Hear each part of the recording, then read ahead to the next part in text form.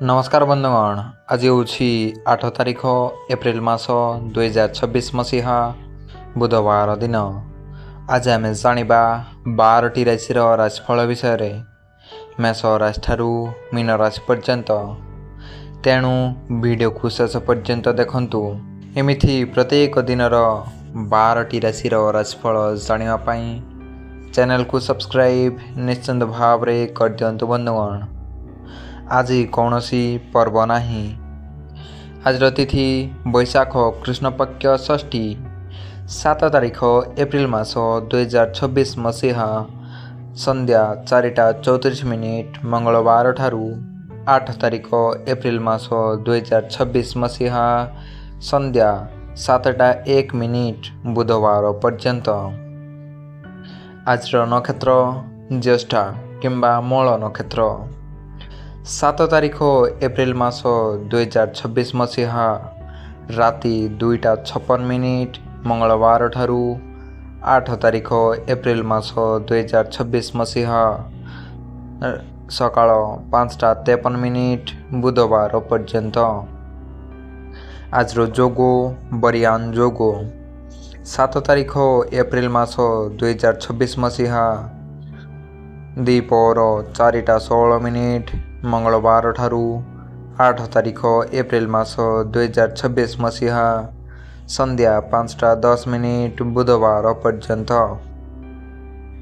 आज सूर्योदय सकाळ 5:44। आज सूर्यास्त संध्या 5:57।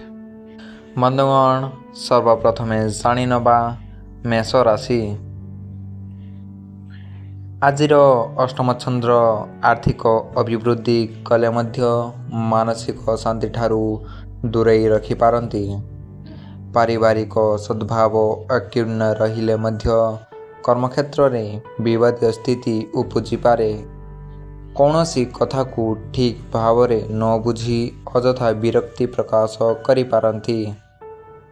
नूतन यांत्रिक जिनिस किंबा गृह उपकरण क्रय करिबार संभावना रही। हेबे जाणी नबा वृष राशि। आज दूरयात्रा व्यावसायिक दृष्टिकोणरू दिनटी भल रहिबो, किंतु व्यायाधिक्य एवं विवादीय स्थिति मनरे उत्तेजनामूलक परिस्थिति सृष्टि करिपारे। परिवार रे पारस्परिक बुझामणा मध्यरे परिवार रे शांति फेरी आसिबो। कर्मक्षेत्र रे कहीं जने प्रतिवादर स्वर उठाई कामरे विघ्न घटाई पारती। हेबे जाणी नबा मिथुन राशि। राहुंक द्वारा बृहस्पति प्रभावित होइथिबारु आपण मानक चेष्टा सफल आशा दुरुहु होई जाई पारे। आर्थिक दृष्टिकोणरू दिनटी मंद नहेले मध्य पारिवारिक स्थिति संतोषजनक हेबो नाही। आवश्यकता पूरण सकाशे करज करि पारंती। आनुष्ठानिक कामरे स्वल्प साहाय्य सहयोगर आशा करा जाई पारे। हेबे जाणी नबा कर्कट राशि। पापग्रह मध्यस्थ चंद्रंक स्थिति जोगु कर्मक्षेत्र रे अस्थिरता लागी रहिबो। एणे परिवार रे मध्य छोट छोट कथा को नहीं बाकयुद्ध लागी पारे। अश्लेषा नक्षत्र प्रशंसा और प्रोत्साहन पाई कार्य हासिल रे समर्थ हेबे। इच्छा नथिले मध्य आलोचना परिसर रे बंधुक जुक्ति को ग्रहण करने को बाध्य होई पारंती। हेबे जाणी नबा सिंह राशि। भाग्याधिपति दुशांदर आपण मानक उद्यम को पंड करि देई पारंती। अवश्य पूर्वा फाल्गुनी नक्षत्र पदस्थ व्यक्ति विशेषक साहाय्य और समर्थन द्वारा अभिलाष पूर्ण होई पारिबो। अधिकांश क्षेत्र रे भाव प्रवणता जोगु मनोबल क्रमशः ह्रास पाई पारे। आत्मीय स्वजनक भूल बुझामणा जोगु केतेक घरोई समस्यार सम्मुखीन होई पारंती। हेबे जाणी नबा कन्या राशि।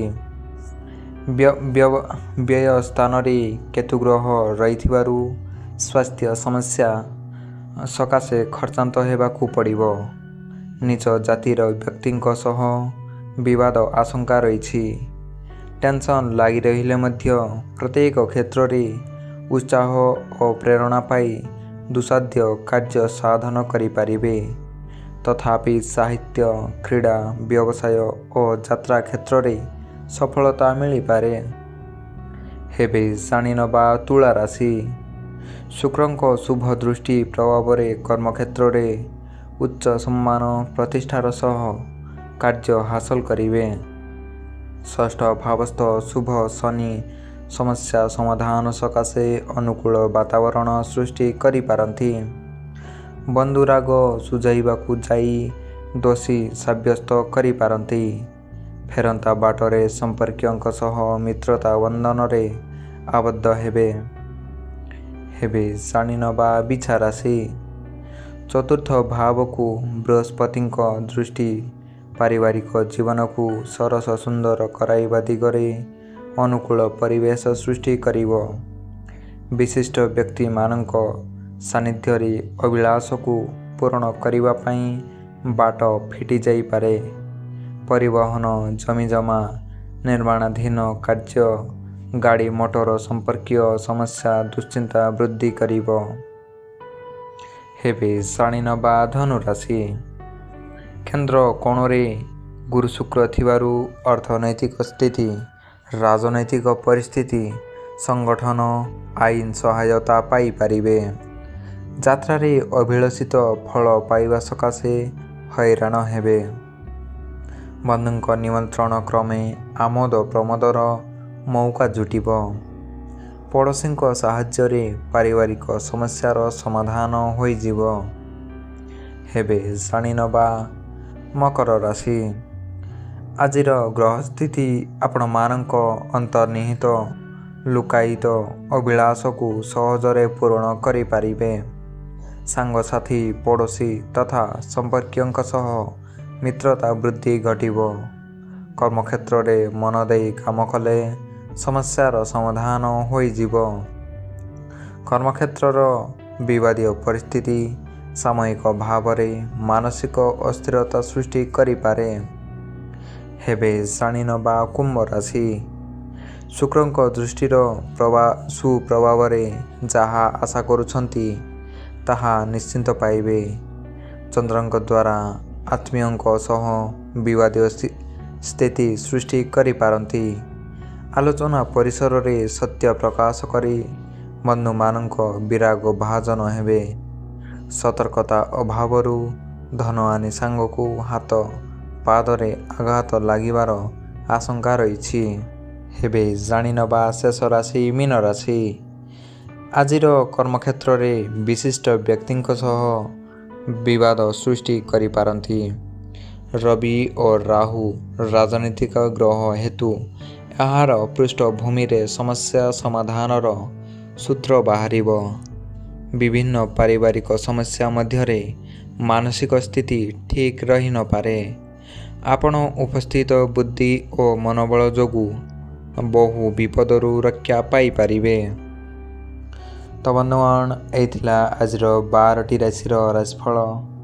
ମେଷ ରାଶିଠାରୁ ମୀନ ରାଶି ପର୍ଯ୍ୟନ୍ତ ଏମିତି ପ୍ରତ୍ୟେକ ଦିନର 12ଟି ରାଶିର ରାଶିଫଳ ଜାଣିବା ପାଇଁ ଚ୍ୟାନେଲକୁ ସବସ୍କ୍ରାଇବ୍ ନିଶ୍ଚିନ୍ତ ଭାବରେ କରିଦିଅନ୍ତୁ ବନ୍ଧୁଗଣ।